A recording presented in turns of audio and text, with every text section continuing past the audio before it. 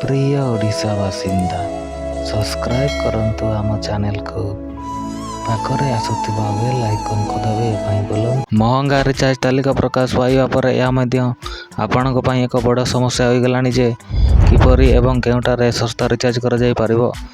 तेणु आपणको एथिपाई चिंता करिबार आवश्यकता नहीं, कारण घरोई कंपनी गुड़िक सहित प्रतिद्वंद करने को सरकार टेलीकॉम द्वारा सस्ता रिचार्ज योजना प्रदान करा जायछि। रिलायंस, जियो, एयरटेल एवं वोडाफोन आइडिया सहित प्रतिद्वंद करने को बीएसएनएल द्वारा सस्ता रिचार्ज दिया जाउछि। जदि आपण 54 दिन वैधता पर्यंत सहित एक सस्ता रिचार्ज ग्रहण करने को चाहते तेबे आपण एथिपाई बीएसएनएल रिचार्ज प्लान ग्रहण करें। यही कंपनी यही योजना सहित जियो, एयरटेल एवं वीआई को कड़ा प्रतियोगिता देवा पर मन होउछि।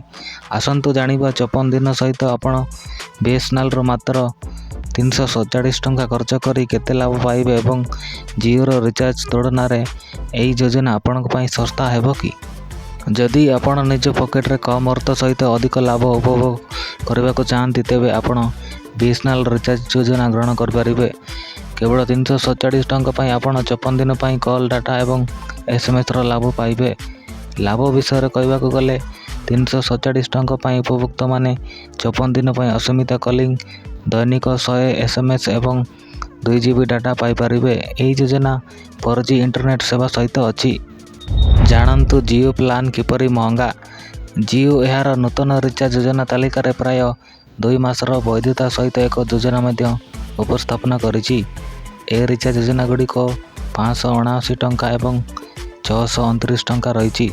लाभ विषय जदि आलोचना करवा, जियो 579 टंका योजना सहित 1.5 GB डाटा, असीमित कॉलिंग एवं दैनिक 100 एसएमएस 54 दिन पर उपलब्ध।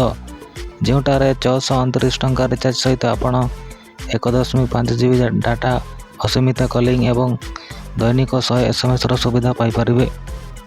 तेबे आशा करूछु बीएसएनएल एवं जियो रिचार्ज प्लान इनफॉरमेशन आपको भल लगी वीडियो टी गोटे लाइक कर दिंतु।